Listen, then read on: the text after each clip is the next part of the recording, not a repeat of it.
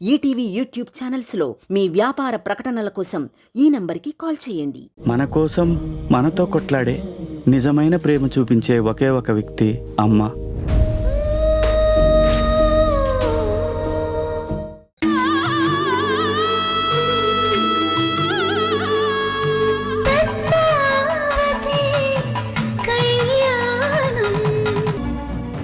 చెప్పు నాన్నా, శ్వేత ఏమంది? ఈ పెళ్లి జరగదమ్మా.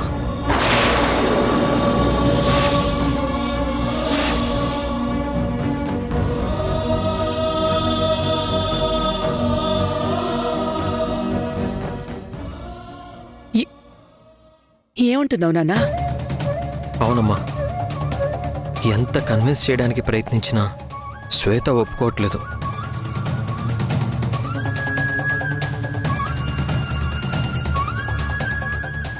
మరిప్పుడు ఎలా రా? తనను ఒప్పించడం ఎలా? ఏం చెప్పినా తనను ఒప్పించలేమని అర్థమైందన్నయ్య. ఇన్ఫ్యాక్ట్ తన బాధలో ఒక అర్థం ఉంది. అలా అని నీ ప్రేమని వదులుకోలేవు కదా నాన్నా?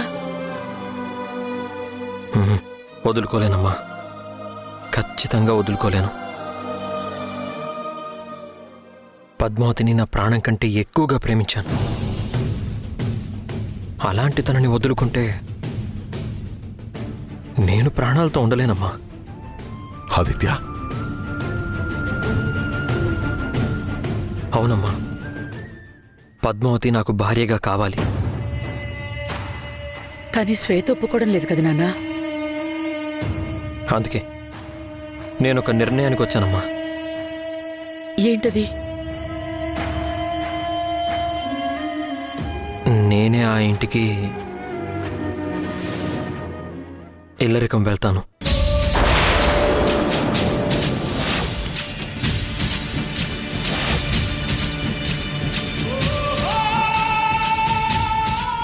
డిసైడ్ అయ్యానమ్మా.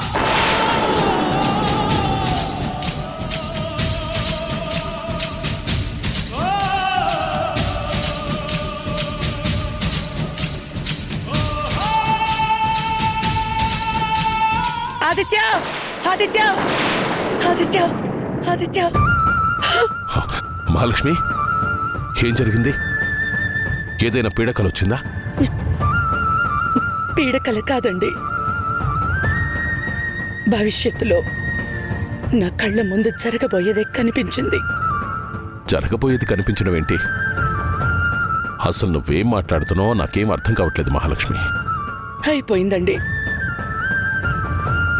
ఎన్నాళ్ళు మనం కలలు కన్న ప్రపంచం మన కళ్ళ ముందే చెదిరిపోబోతోంది. ఆదిత్యకి పద్మావతి అంటే ఎంత ఇష్టమో ప్రత్యేకించి చెప్పనవసరం లేదు. అంత ప్రేమించిన తనని ఆదిత్య ఎట్టి పరిస్థితుల్లోనూ పెళ్లి చేసుకోకుండా ఉండలేడు. అలా అని మన శ్వేత అంత సులువుగా ఒప్పుకోదు.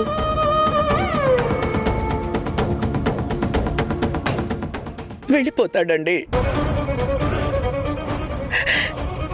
ఆదిత్య మనందరినీ వదిలేసి తప్పకుండా పద్మావతి ఇంటికి ఇల్లరికం వెళ్ళిపోతాడండి. మహాలక్ష్మి, జరక్కముందే ఎందుకలా ఊహించుకుంటావు? జరగబోయేదదే అని అర్థమయ్యాక ఊహించుకోకుండా ఎలా మౌనంగా ఉండగలనండి? రోజు ఏం జరుగుతుందో చూస్తున్నాను కదండి. ప్రేమ కోసం కన్నవాళ్లనే వదిలేసుకునే రోజులివి. అలాంటిది కలిసి పెరిగినంత మాత్రాన ఆదిత్య మనతోనే ఉంటాడని ఏంటండి నమ్మకం?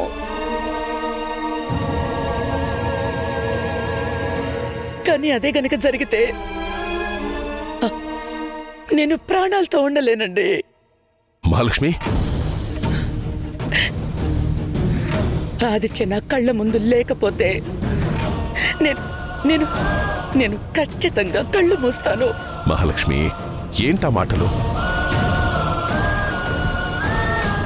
ఆదిత్యకి పద్మావతి అంటే ఎంత ప్రేమంతో మన కుటుంబం అన్నా అంతే ప్రేముంది.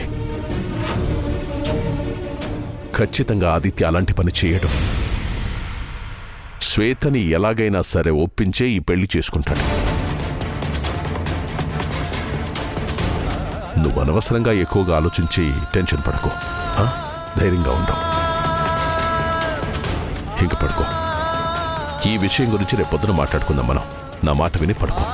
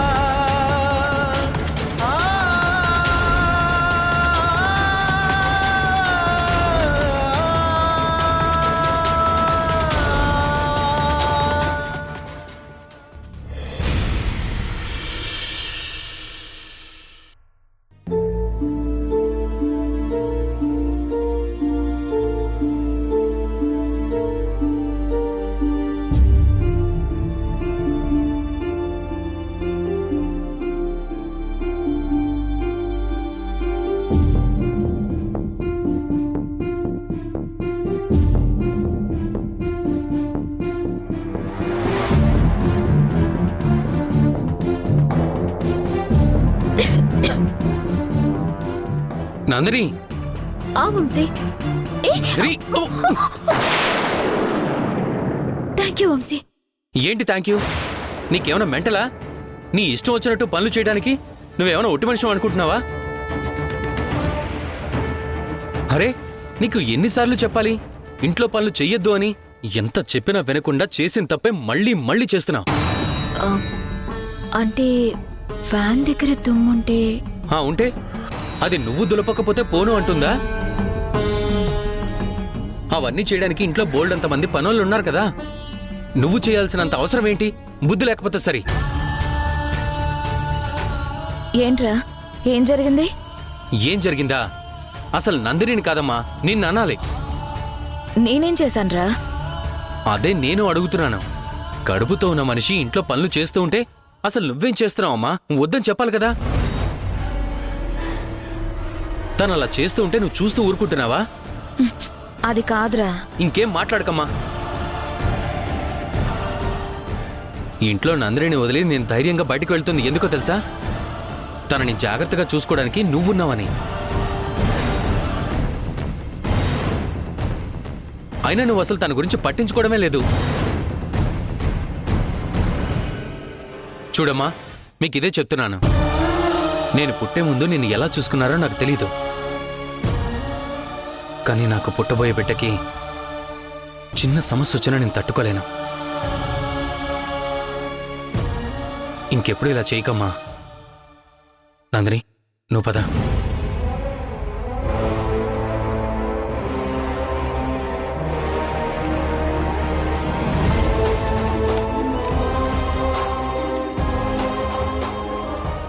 డెలివరీ టైంలో ఇద్దరిలో ఒకరిని మాత్రమే కాపాడుకోగలం.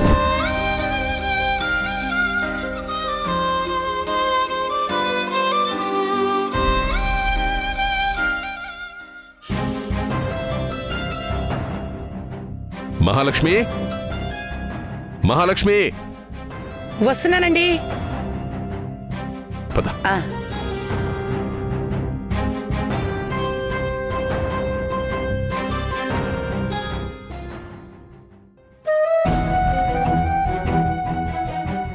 నమస్కారం అండి. నమస్కారం. నమస్కారం అండి. ఏంటక్క, ఎక్కడికో వెళ్తున్నట్టున్నారు? ఎక్కడికో కాదు పద్మావతి, మీ దగ్గరికి బయలుదేరాం. మా ఇంటికా? అవునమ్మా, మీ ఇంటికే బయలుదేరాం. శ్వేత మా ఇంటికొచ్చి అలా పెళ్లి జరగదని మాట్లాడి వెళ్ళిన దగ్గర నుంచి మహాలక్ష్మి చాలా కంగారు పడుతోంది. ఇన్ని సంవత్సరాలుగా ప్రేమించుకున్న మీ ఇద్దరు ఎక్కడ కలవకుండా విడిపోవాల్సి వస్తుందో అని చాలా భయపడుతోంది. అందుకే ఒకసారి శ్వేతతో మాట్లాడి తనని ఎలాగైనా ఈ పెళ్లికి ఒప్పించాలని నిర్ణయించుకున్నాం. ఇప్పుడు ఆ విషయం గురించి మాట్లాడడానికే మీ ఇంటికే బయలుదేరాం పద్మావతి. అక్కర్లేదు బావగారు. మా పెళ్లి గురించే మాట్లాడడానికైతే ఎవరూ మా ఇంటికి రావాల్సిన అవసరం లేదు.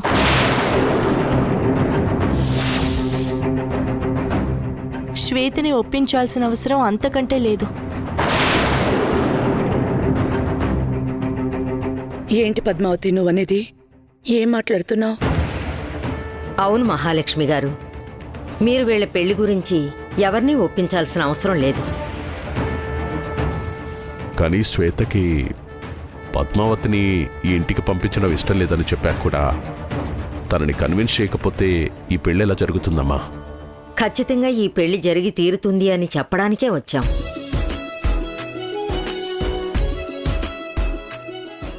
బామ్మగారు, మీరు చెప్పేది నిజమా? అవునమ్మా, ముమ్మాటికి నిజమే. శ్వేత చిన్నపిల్ల. ఏది మంచో ఏది చెడో, ఏం మాట్లాడాలో ఏం మాట్లాడకూడదో తెలియని అమాయకురాలు. ఇన్ని రోజులు అక్కతో కలిసి ఆడుతూ పాడుతూ అల్లరి చేస్తూ పెరిగిన పిల్ల. పైగా అమ్మా నాన్న లేని అనాథ.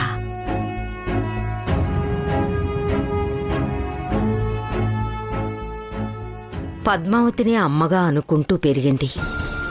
అలాంటి అమ్మ స్థానంలో ఉన్న పద్మావతి పెళ్లి చేసుకుంటే తన చేయి ఎక్కడ వదిలేస్తుందో అనే బెంగతో భయపడిపోయింది.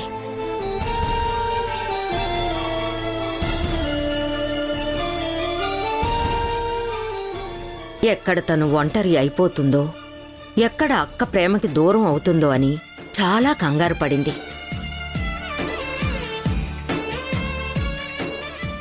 అందుకే పద్మావతి పెళ్లి విషయంలో శ్వేత అలా మాట్లాడింది.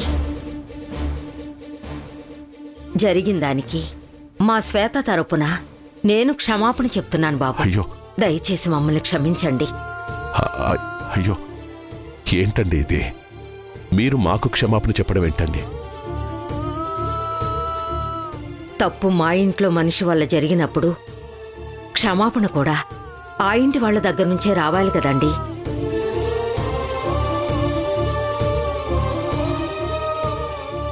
చూడండి, మేం కోరుకుంది ఆదిత్య పద్మావతుల పెళ్లి జరగటం అంతే తప్ప మీ చేత ఇలా క్షమాపణలు చెప్పించుకోవడం కాదు. శ్వేత పెళ్లికి అడ్డు చెప్పదు అంటే అంతకన్నా ఇంకేం కావాలి చెప్పండి. కానీ ఒక్క విషయం, శ్వేత మనస్ఫూర్తిగా ఒప్పుకున్నాకే వీళ్ల పెళ్లి. తనకి మేము నచ్చజెప్పుకుంటామండి. దయచేసి మీరు మాత్రం పెళ్లి పనులు ఆపకండి. మేము వస్తామండి. అయ్యో, లోపలికి రండమ్మా, కాఫీ తాగి వెళ్దురు గాని. రండి రండి.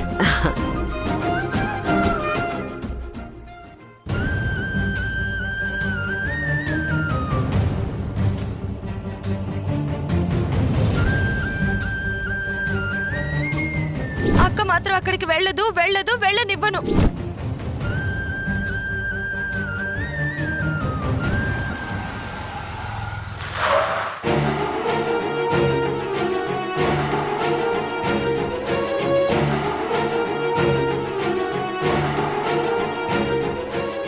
Okay sir.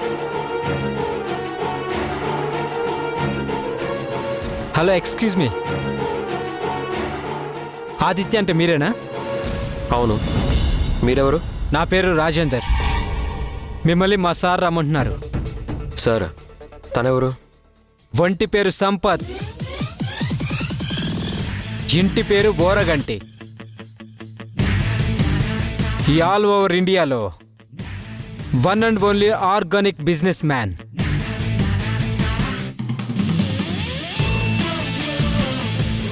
ఇప్పటి వరకు కావాలనుకున్నా దేన్ని వదులుకొని డైనమిక్ పర్సన్.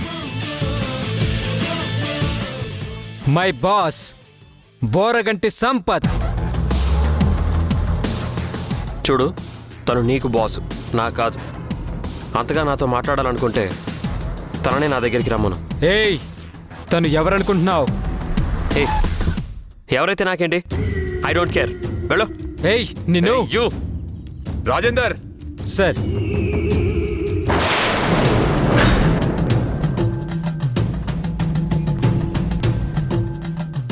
మనం వచ్చింది మాట్లాడుకోవడానికి, పోట్లాడుకోవడానికి కాదు. Hi mister Aditya, this is Sampath. ఏం కావాలి? ఏమడిగినా ఇచ్చేస్తావా? చూడండి, నేను చాలా ఇరిటేషన్లో ఉన్నాను. వచ్చిన విషయం ఏంటో చెప్పి త్వరగా వెళ్ళిపోండి. ఓకే, వెళ్ళిపోతాను. కాకపోతే వెళ్తూ వెళ్తూ ఈ షాపుని నా సొంతం చేసుకుని వెళ్ళిపోతా. అంటే? ఈ ఆర్గానిక్ షాప్ నాకు బాగా నచ్చింది. ఇక్కడ నా కొత్త బ్రాంచ్ ఒకటి మొదలు పెడదామని ఫిక్స్ అయ్యాను. దీన్ని నాకు అమ్మేసేయి, కావాల్సినంత డబ్బిస్తాను. నువ్వు ఫిక్స్ అవగానే షాప్ నీదైపోతుందా? దీనికి నేనంటూ ఒక ఓనర్నున్నాను. అందుకే కదా డబ్బిచ్చేస్తాను అంటున్నాను. నువ్వెంత డబ్బిచ్చినా ఈ షాప్ అమ్మడం కుదరదు. వెళ్ళు. ఆదిత్య, నాకు అసలే పేషెన్స్ చాలా తక్కువ. ఫైనల్గా అడుగుతున్నాను, ఈ షాప్ నాకు ఇచ్చేసాయి. ఏయ్, ఒక్కసారి చెప్తే నీకు అర్థం కదా? షాప్ అమ్మడం కుదరదు, వెళ్ళు. లేదంటే సెక్యూరిటీని పిలిపించి మెడ పట్టుకొని బయటికి గెట్టిస్తాను. కూల్ కూల్ కూల్ ఆదిత్య, ఈ షాప్ని ఎలా దక్కించుకోవాలో ఈ సంపత్కి బాగా తెలుసు. చూస్తూ ఉండు.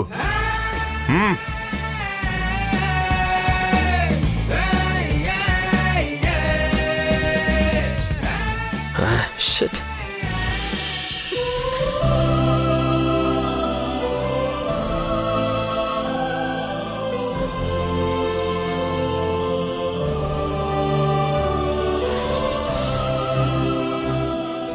మీరిక్కడే ఉండండి, నేను వెళ్ళి మాట్లాడొస్తాను.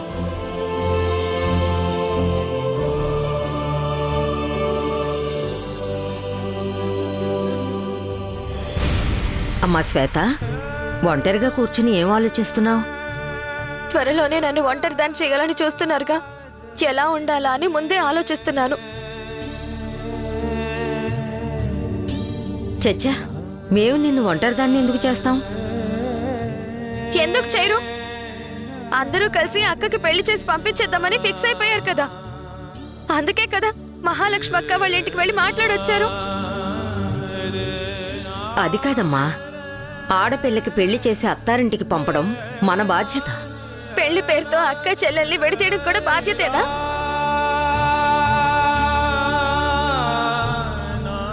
అట్లా కాదు శ్వేత, కొంచెం శాంతంగా ఆలోచించు.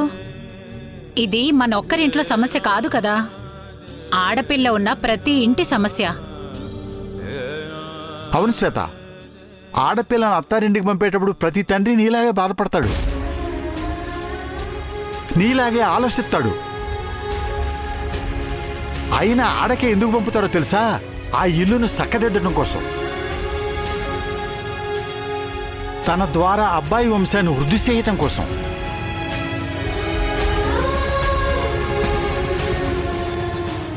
అంటే ఒక రకంగా మన ఆడపిల్ల ఆ ఇంటి మహాలక్ష్మి అన్నమాట.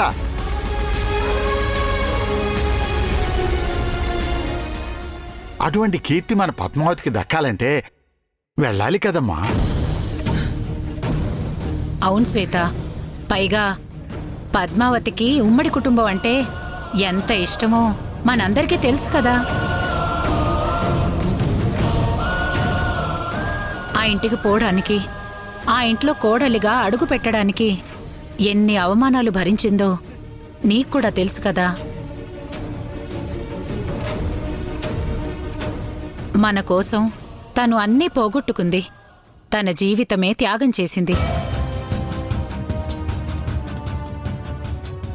ఇప్పుడు తన కోరికను కూడా మన కోసం త్యాగం చేయమందామా?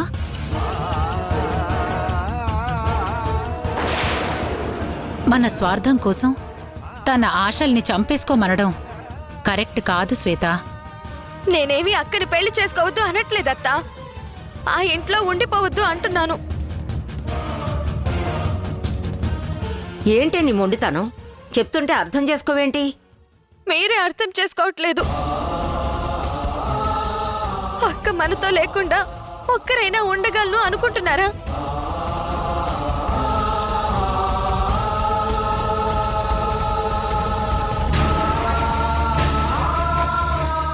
ఒక్కసారి మీ గుండెల మీద చెయ్యి వేసుకొని చెప్పండి, అక్క లేకుండా బ్రతకగలరా?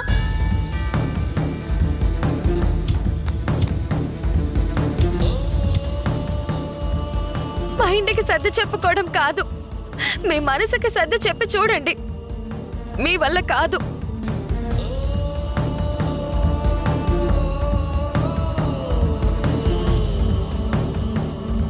ఎందుకంటే అక్క మన ఇంట్లో మనిషి మాత్రమే కాదు, మన ప్రాణం తను.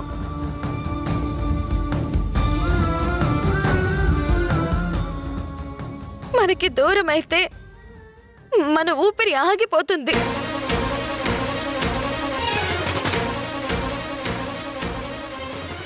తట్టుకోలేం బామ్మ, అందరం చచ్చిపోతాం. అందుకే వద్దంటున్నాను. మీరేం బాధపడకండి శ్వేత.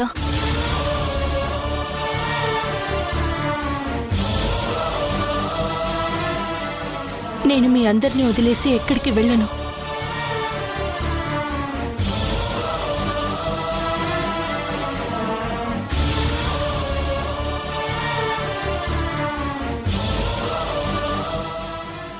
అందుకే నేను ఒక నిర్ణయం తీసుకున్నాను.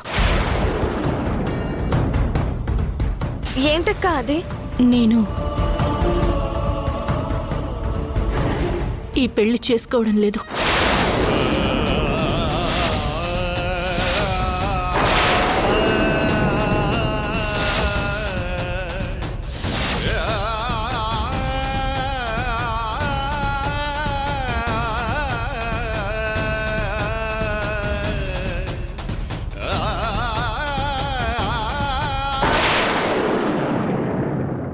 నువ్విచ్చిన తీర్పు వల్ల నా 2 ఎకరాల్లో 1 ఎకరా పొలం నా చెల్లికి పోయింది. దాని విలువ ఇప్పుడెంతో తెలుసా? అక్షరాల 20 లక్షలు. నువ్వు చేసిన ఈ నష్టానికి నిన్ను చంపడానికి వచ్చాను. ఏ రాజా, నీకెవరు పిచ్చి పట్టిందా? నువ్వు చావాలరా.